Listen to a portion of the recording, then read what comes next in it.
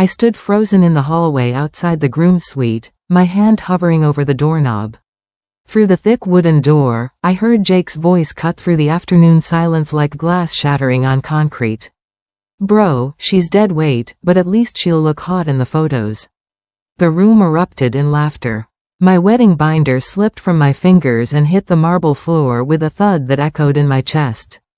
I pressed my palm against the wall to steady myself, feeling the cool surface anchor me to reality. This was 3 days before our wedding. 3 days before I was supposed to walk down the aisle and promise forever to the man who just reduced me to decorative furniture. My heart hammered against my ribs as I heard more voices joining in, making jokes about my career, my body, my worth. But one voice stayed silent. Liam, Jake's best man. The silence from him felt louder than all the laughter combined. I backed away from the door slowly, carefully, like I was retreating from a crime scene. Because that's what it was. The crime of discovering the truth too late, or maybe just in time. My name is Emily, and I think I've been lied to for a very long time. It started 18 months ago at a gallery opening in downtown Seattle. Jake was charming, confident, wearing a tailored suit that probably cost more than my monthly rent.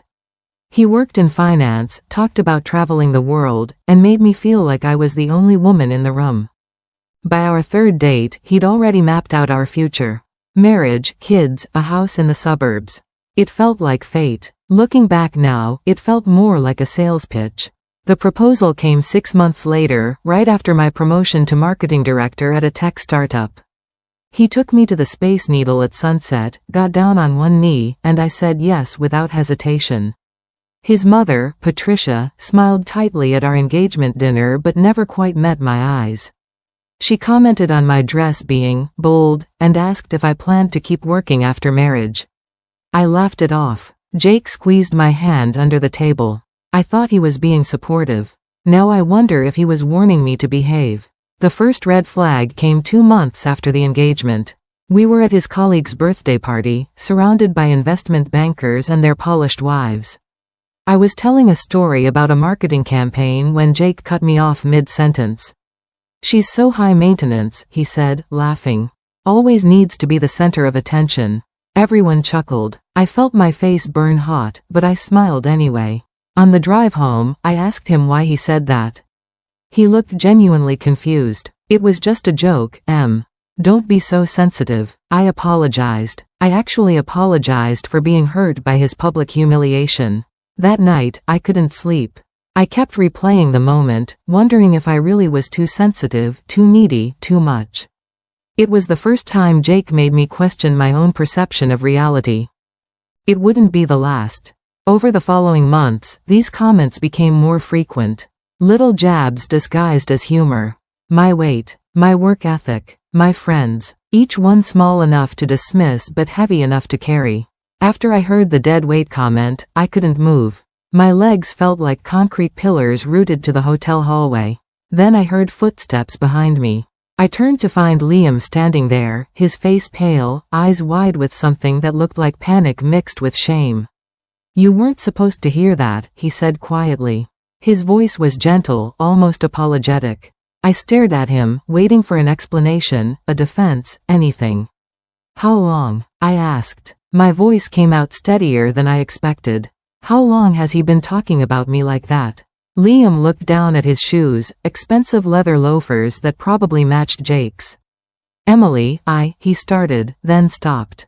He ran his hand through his dark hair and finally met my eyes. The guilt there was unmistakable. "That's not even the worst part," he said. Those 6 words changed everything. They confirmed what my gut had been screaming for months. This wasn't just a bad joke or a moment of weakness. This was deeper, darker, more calculated. "Tell me," I demanded. "Tell me everything right now, or I walk into that room and make a scene neither of you will forget." Liam pulled out his phone with shaking hands. "I'm going to show you something," he said. "But you need to promise you won't do anything rash until you've seen all of it." I nodded, though I wasn't sure what counted as rash anymore. He opened his messages and scrolled to a group chat labeled, "Bachelor Squad." My stomach twisted as I started reading. The messages went back months. Jake talking about my body after I'd gained weight following the miscarriage. Jokes about my career being cute compared to his. Screenshots of texts I'd sent him, shared with the group so they could all laugh at how clingy I was. But the worst one, the one that made bile rise in my throat, was from 2 weeks ago. She's plan B, boys. But she'll do for now. Plan B. I looked up at Liam. What does that mean? Plan B? He wouldn't meet my eyes. Keep reading, he whispered. There were more messages. Discussions about timing, strategy, appearances. It read like a business transaction, not a relationship. And every single one of Jake's friends had participated, encouraged, enabled. Except Liam. His messages were sparse, just yeah, or okay, but never joining in the cruelty. Who was Plan A? I asked. My voice was ice now, all the hurt crystallizing into something harder, sharper. Liam hesitated. You need to ask his mother, he finally said. Patricia. Of course. I flashed back to every interaction with her. The way she scrutinized my clothes, my hair, my job. The way she'd mentioned Jake's ex-girlfriend, Vanessa, constantly. How perfect Vanessa was. How well she fit into their family. How tragic it was that they'd broken up. Patricia had shown me photos once, at a family dinner. Vanessa looked like she'd stepped out of a catalog. Blonde, thin, elegant. Everything I wasn't. She wanted him to marry Vanessa, I said. It wasn't a question. Liam nodded. They dated for 4 years. His mom loved her. But Vanessa ended it when she realized Jake was controlling. She got smart and got out. So I was the replacement. The second choice. The acceptable option when the first one escaped. Why would he propose to me then? I asked. Why go through all this? Liam's expression darkened. Because you were pregnant. And his mother said an engaged man with a baby on the way looked stable, responsible. Good for his career. I remembered the day I lost the baby. It was 3 months into my pregnancy, right after Jake proposed. I'd been at work when the cramping started, the bleeding that wouldn't stop. Jake met me at the hospital, but his mother got there first. While I was sobbing in the recovery room, Patricia sat beside my bed and said, "These things happen, dear. But at least you're still engaged. That's what matters." At the time, I thought she was trying to comfort me in her cold, practical way. Now I realized she was relieved. Relieved she could still control the narrative, still shape the image of her successful son with his appropriate fiancé. I went back to Jake's iPad the next day. He'd left it logged in, something he rarely did. I found a voice message from Patricia, sent a week after the miscarriage. Her voice came through the speaker, crisp and calculating. She's not your forever, but she's acceptable for now. Just get her to sign the prenup, and we'll reassess after the wedding. Reassess. Like I was a quarterly earnings report. My hands shook as I saved the recording to my phone. This wasn't love. This was a long-term investment strategy, and I was the asset being managed. The prenup. I'd forgotten about it in the chaos of grief. Jake had brought it to me 2 weeks after the miscarriage. I was still taking pain medication, still crying randomly throughout the day, still trying to understand why my body had failed me. He'd sat on the edge of my bed with papers and a pen. Just a formality, he'd said. My lawyer needs this filed. You don't even need to read it, babe. It's standard stuff. I signed it. I signed it without reading a single word because I trusted him completely. Because I was grieving and vulnerable and he knew it. Now I pulled out the copy he'd left in his desk drawer. The signature looked wrong. The letters were shaky, uneven, nothing like my normal handwriting. Because I'd been medicated, devastated, not in any state to sign legal documents. I took photos of every page with my phone. The terms were brutal. In case of divorce, I'd get nothing. No alimony, no property division, nothing. Even though Washington was a community property state, this prenup would override everything. I called a lawyer that afternoon. Her name was Nicole, and she sounded furious after I explained the circumstances. That prenup won't hold up in court, she said. Signing under duress, especially while medicated and grieving, that's textbook coercion. 2 days before the wedding, I overheard another conversation. This time it was Jake and Patricia in the hotel restaurant. I'd gone down to confirm the seating chart when I heard my name. I ducked behind a marble pillar, heart pounding. She's been compliant lately, Jake said. Almost too compliant. Think she suspects anything? Patricia laughed, the sound like wind chimes made of knives. Of course not. You've done well keeping her emotionally dependent. Let her think she's special, then yank it away when it counts. When are we doing that exactly? Jake asked. There was a pause. I peeked around the pillar and saw Patricia lean forward, her perfectly manicured hand covering Jake's. After the wedding photos are done. After you've secured the promotion at work. Your boss loves a stable family man. Once that's locked in, you can start the separation process. Blame it on her insecurities, her neediness. Everyone will sympathize with you. My blood turned to ice in my veins. This was always temporary. I was always temporary. A prop in Jake's carefully constructed life, to be discarded once I'd served my purpose. I backed away slowly, my mind racing. I had 48 hours until the wedding. 48 hours to decide what kind of person I was going to be. I started testing them. Small things at first. I canceled my final dress fitting and didn't tell anyone. Hours passed. Then a full day. Nobody called. Not the seamstress, not my mother, not Jake. I'd paid for the dress myself, so the boutique had no reason to follow up. But Jake? He should have noticed my calendar was suddenly free. He didn't. I canceled the cake tasting too. Sent a text saying we'd go with whatever the baker recommended. Patricia replied, "Good. You're finally learning to not be difficult." Not a single person asked if I was okay, if I needed help, if the wedding planning was overwhelming. They just accepted my sudden compliance as the natural order of things. The perfect bride, finally falling in line. That night, Jake came home late. He smelled like perfume that wasn't mine. "Work dinner," he said, kissing my forehead. "You know how it is." I smiled sweetly. "Of course. I trust you completely." He looked relieved. I watched him scroll through his phone, texting someone with a small smile on his face. When he fell asleep, I checked his messages. The other woman's name was Kimberly. She was 23, worked at his office, thought he was single. Liam finally told me everything. We met at a coffee shop far from the hotel, away from prying eyes. He looked exhausted, like he hadn't slept in days. "I should have said something months ago," he started. "But Jake's been my best friend since college."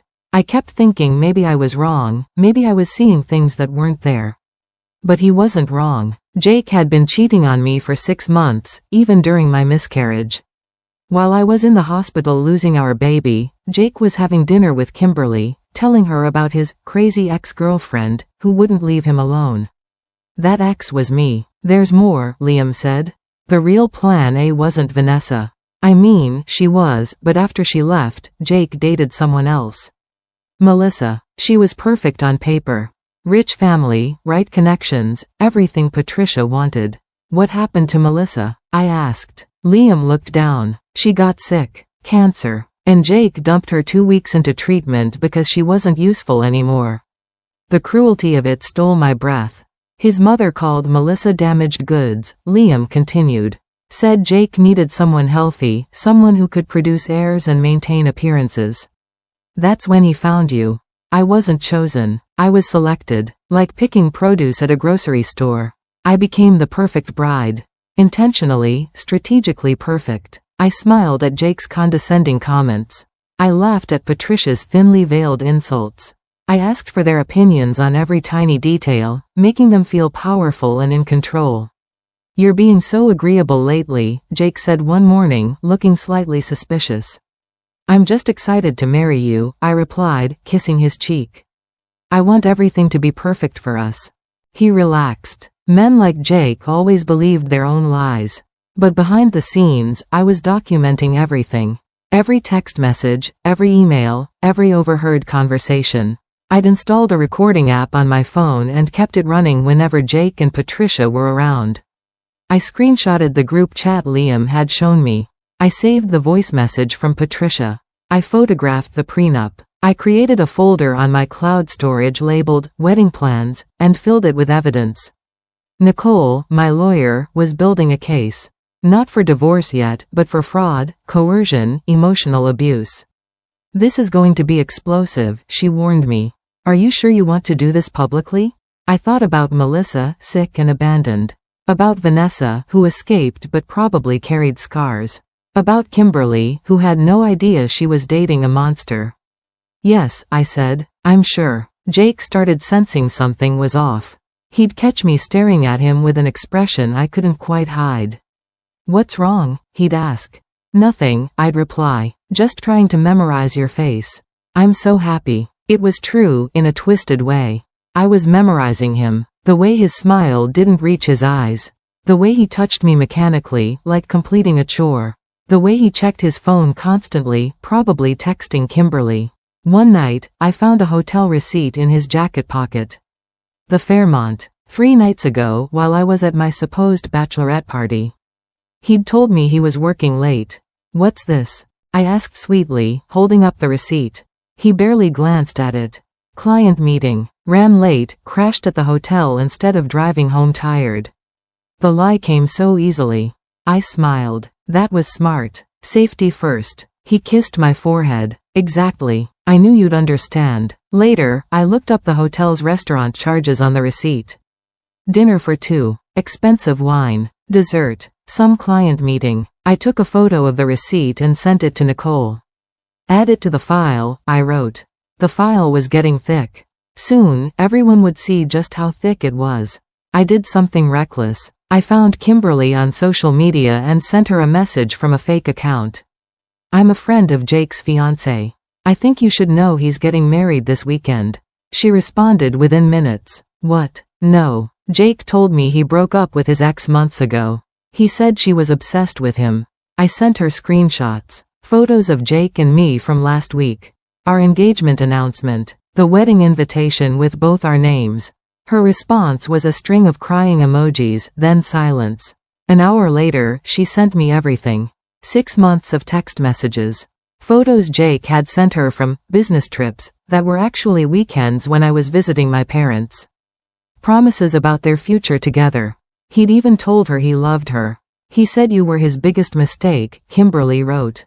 He said marrying you was something he had to do for his career, but I was the one he really wanted.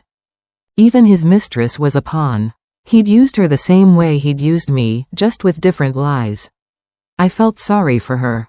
Thank you for sending these, I replied. You deserve better than him. We both do. She agreed to send me a formal statement, something Nicole could use if needed. 2 women, both betrayed. Both ready to burn down his carefully constructed house of cards. The betrayal that hurt most came from my best friend, Ashley. We'd known each other since college, been through everything together. She was supposed to be my maid of honor. 3 days before the wedding, I noticed her acting strange.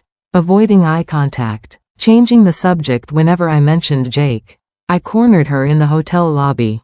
What's going on? I demanded. You've been weird all week. She broke down. Just completely fell apart right there by the elevators. I'm so sorry, she sobbed. I didn't know how to tell you. Jake had paid her $5,000 to keep me in line after the miscarriage. To report back if I seemed unstable.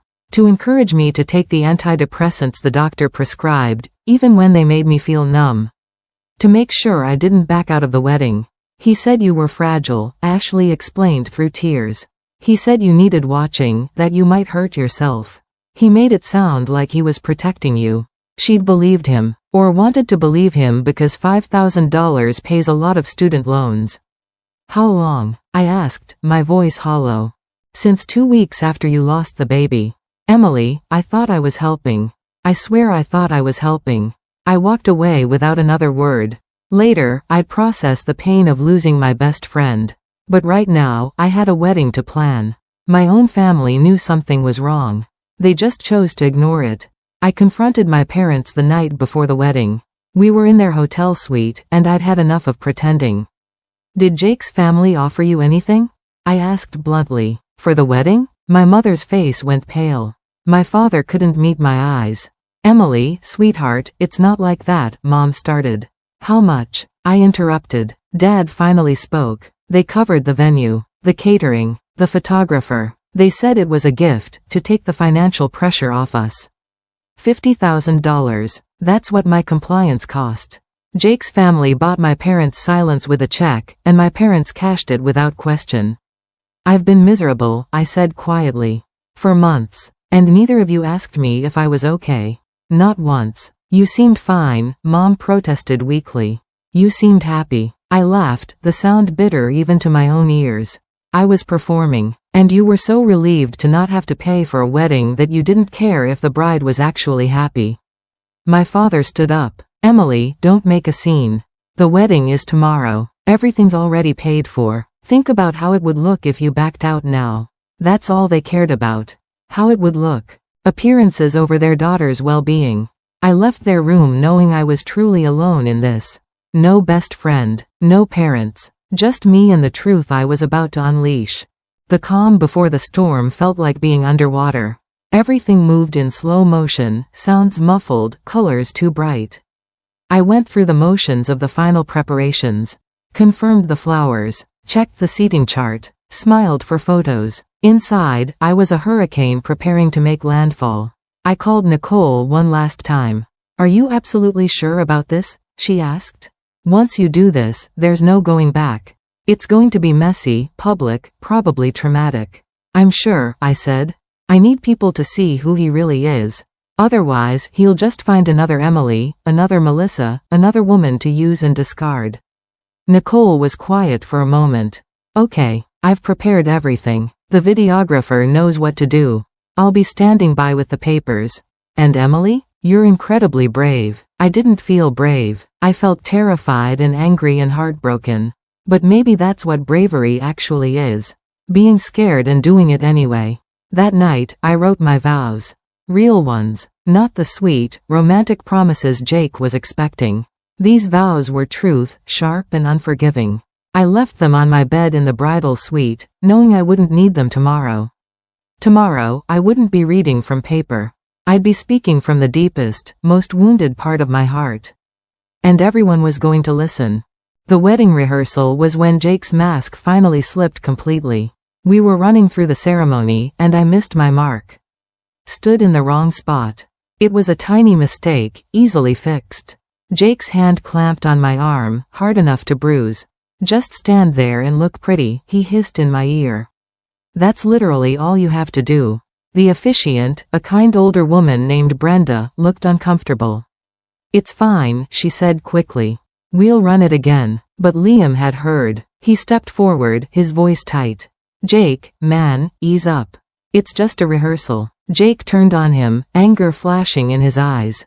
Stay out of it. This is between me and my fiancé. The room went silent. 30 people watching. Jake realized his mistake too late, smoothing his expression back into charming groom mode. Sorry, Em. Just want everything perfect, you know? I rubbed my arm where his fingers had dug in. Of course, I said softly. I understand. But everyone had seen it. That moment of cruelty. Patricia tried to smooth it over, laughing about wedding stress. But I caught several guests exchanging concerned glances. Good. Let them be concerned. Tomorrow, they'd understand why. Liam's rehearsal dinner speech went off script. He stood up, champagne glass in hand, and everyone expected the typical best man jokes. Instead, he got serious. I've known Jake for 15 years, he began. And in that time, I've learned something important. Some people in this room don't deserve the love they're given. Jake's smile froze. But some people, Liam continued, looking directly at me, are quietly stronger than anyone knows. They endure things that would break most people. They forgive things that shouldn't be forgiven. They sacrifice everything for people who give nothing back. Patricia stood up. That's enough, Liam. You're drunk. I'm completely sober, he replied calmly. Maybe for the first time in years. He raised his glass. To Emily. May you always know your worth. The room erupted in confused applause. Jake's face was red with barely controlled rage. After dinner, he cornered Liam outside. I watched through the window as they argued, Jake's finger jabbing at Liam's chest. When Liam came back inside, he looked shaken but resolved. I'm done being his accomplice, he told me quietly. Whatever you're planning, I'm with you. I squeezed his hand. Thank you for finally speaking up. I should have done it months ago, he said. I'm sorry I didn't. Some apologies come too late to fix things. But they can still mean something. The night before the wedding, I couldn't sleep. I lay in the dark hotel room, staring at the ceiling, thinking about the girl I used to be. The one who believed in fairy tales and happy endings. The one who thought love meant compromise and patience. Jake had slowly eroded her, piece by piece, until I barely recognized myself. But that girl wasn't completely gone. She was just buried under months of gaslighting and manipulation. Tomorrow, she'd claw her way back to the surface. I got up and wrote one final thing. Not vows this time. A letter. To the next woman. The one Jake would inevitably find after me. Dear future Emily, it began. I don't know your name yet, but I know you exist. Jake will find you. He'll charm you, promise you everything, make you feel like you're the only woman in the world. You'll believe him. I did. But I'm writing this to tell you the truth. Check his phone. Ask questions. Trust your instincts when something feels wrong. And most importantly, know that his cruelty isn't about you. It's about him. You deserve better. We all deserve better. I printed it and put it in an envelope. Someday, somehow, I'd make sure she got it. I left it on my bed with my real vows. Both documents I'd never speak aloud. Both containing more truth than Jake could handle. The wedding day was perfect. Sunny but not too hot. Gentle breeze. The venue looked like something from a magazine, exactly as Patricia had planned. I put on my dress, expensive white lace that cost more than my first car. My mother cried. Ashley tried to apologize again, but I couldn't look at her. The photographer captured everything. The bride getting ready. The nervous groom. The elegant guests arriving. Picture perfect. Then it was time. I walked down the aisle on my father's arm, toward Jake standing at the altar in his designer tuxedo. He smiled, the same smile that had fooled me for 18 months. We went through the motions. The readings. The songs. The officiant's words about love and commitment. Finally, she said, before we continue with the vows, does anyone have anything they'd like to say? This wasn't traditional. I'd asked Brenda to add this part. She'd looked confused but agreed. I stepped forward and took the microphone from her hand. Actually, I said, my voice steady. I do. Jake's smile faltered. What are you doing? I turned to face the crowd. 200 people. Family, friends, colleagues. And in the back, exactly where I'd positioned them, 3 reporters from local papers. I want to thank everyone for coming, I began. You're here to witness a marriage. But I think you should know who you're actually celebrating. I pulled out my phone and connected it to the projector screen behind us. The first image appeared on the screen. The group chat. Jake's messages calling me dead weight, Plan B, his biggest mistake. Gasps rippled through the crowd. Jake has been lying, I said calmly. To me, to you, to everyone. This wedding was never about love. It was about appearances, career advancement, and his mother's obsession with image. I clicked to the next slide. The hotel receipts. Photos of Kimberly I'd found on his phone. Text messages to her saying I meant nothing. Patricia stood up. This is ridiculous. She's clearly having a breakdown. I clicked again. Her voice message filled the room. She's not your forever, but she's acceptable for now. Just get her to sign the prenup, and we'll reassess after the wedding. Patricia's face went white. More slides. Ashley's confession about being paid to watch me. My parents accepting money to keep quiet. The prenup I signed while grieving and medicated. Each revelation hit like a bomb. People were crying, shouting, demanding explanations. Jake lunged for me, but Liam stepped between us. Don't, Liam warned. Let her finish. I showed the final slide. My medical records from the miscarriage, timestamped. Next to them, receipts showing Jake at dinner with Kimberly the same night. I lost our baby, I said, my voice breaking finally. And he was on a date. The silence was deafening. Then chaos erupted. People rushing toward Jake, toward Patricia, demanding answers. Security trying to maintain order. Cameras flashing as the reporters documented everything. I walked out. Just turned and walked straight down the aisle in my wedding dress, past the shocked guests, past my crying mother, past Ashley trying to grab my arm. Liam followed me. So did Nicole, appearing from the back with her briefcase. We made it to the lobby before Jake caught up. You ruined everything, he screamed. Everything I worked for. I turned to face him. Security guards hovered nearby, but I wasn't afraid anymore. No, I said. You ruined everything. You just didn't think anyone would notice. You're insane, he spat. Bitter and insane. No one will believe you. They already do, Nicole said, stepping forward. She handed him an envelope. Lawsuit for fraud, coercion, and emotional abuse. The prenup is void. And your company's HR department received copies of everything about 15 minutes ago. Including the affair with your subordinate. Jake's face went from red to pale. You can't do this. I already did, I replied. Then Patricia arrived, pushing through the crowd. She tried to grab me, but Liam blocked her. You ungrateful little, she started. I have recordings, I interrupted. Of everything, including your comments about Melissa, the woman your son abandoned when she got cancer. Including your plan to have him divorce me after securing his promotion. Should I share those too? She stopped, realizing how thoroughly she'd been caught. The reporters were already publishing stories online. I could see people checking their phones, reading about Jake's exposure in real time. His carefully constructed image was crumbling, and there was nothing Patricia could do to stop it. 3 months later, Jake had lost everything. His job at the finance firm, gone after HR investigated the affair with Kimberly and found evidence of other inappropriate relationships. His reputation in Seattle's business community, destroyed. The prenup, thrown out by a judge who called it unconscionable and obtained through coercion. He tried to fight it. Hired expensive lawyers, claimed I'd sabotaged his life. But Nicole was better. She presented every text, every recording, every witness statement. Liam testified about Jake's manipulation. Kimberly provided evidence of his lies. Even Ashley, trying to make amends, gave a statement about being paid to monitor me.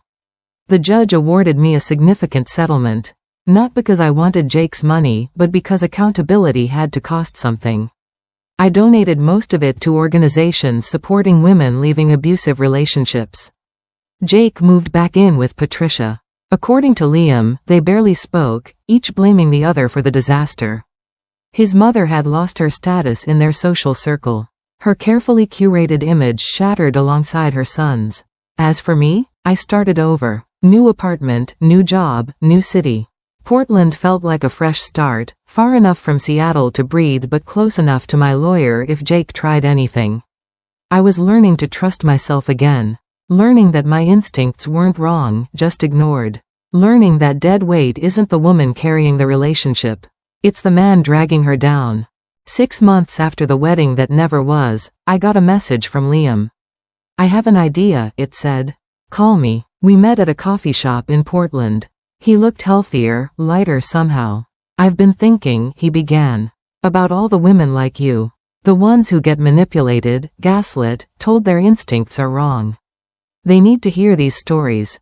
That's how our podcast started. Dead Weight. Stories of quiet women who fought back. I hosted. Liam produced. Our first episode told my story, unfiltered and raw. Within a week, it had 50,000 downloads. Women wrote to us from everywhere, sharing their stories of narcissistic partners, manipulative families, friends who betrayed them. Each story different but painfully similar. We gave them a platform. Let them speak their truth without judgment. The podcast grew. We interviewed psychologists, lawyers, survivors. We created resources for women planning to leave abusive relationships. We became a community. 1 year after the wedding, we recorded a special episode. Just me, reflecting on everything I'd learned. I used to think I was dead weight, I said into the microphone. Something Jake had to carry, to tolerate, to eventually discard. But I wasn't the weight. I was the one holding everything up. His career, his image, his lies. And when I finally let go, I didn't fall. He did. The episode ended with words I now believed completely. You are not dead weight. You are not too much. You are not the problem. And the day you walk away from people who make you feel small is the day you discover how strong you actually are. 50,000 downloads became 100,000.